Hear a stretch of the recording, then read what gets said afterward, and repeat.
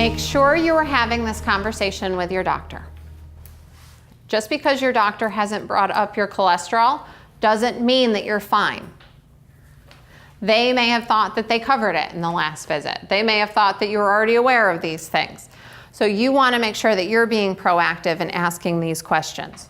So are you at risk for high cholesterol? How often should you be checked? Remember, those guidelines were a little gray. Those were down to specific patient-provider relationships. So you want to talk with your doctor about how often you should be screened. Is it every 6 months? Is it every year? Every 2 years? What's going to work best for you? Make sure you also know what your cholesterol levels are. Gone are the days where a doctor can say to you, oh, they're fine, they're good, right? Your cholesterol's great. What does that mean? You want to make sure that you know, all right? So for an example, let's say 5 years ago, you went in and you had your cholesterol checked and your total cholesterol was 150. That's fantastic, right? We want it below 200. You went in 2 years ago and it was 170, okay? Still great by guidelines. You went in this year, and this year it was 190. Right? Do you have high cholesterol? No, you're still under that recommendation, right? But if you're paying attention, you've noticed that you're trending up. So before you go in for your next one and find that it's now at 210, you can start working with your doctor earlier in order to say, I know it's still in that good range, but I have noticed that it's creeping up, and what can I do to get on top of this before it gets too high?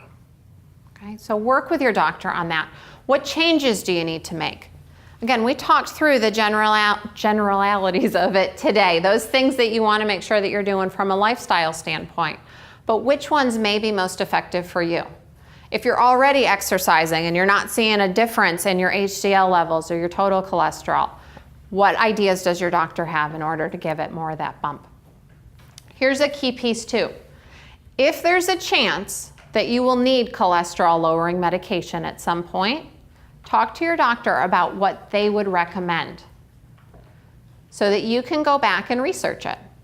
You can check with your insurance company to see what coverage you have for that or what out-of-pocket costs there may be. You can look up and see what side effects that medication may have and see if it works for you with your lifestyle. So look those things up, know ahead of time, have the conversation with your doctor, have the conversation with your pharmacist. So if there is a chance in the future you would need medication, you're already prepared, you have that background, okay, so that you can be a more empowered patient on that. Okay, so make sure you're asking those questions and having that conversation with your doctor.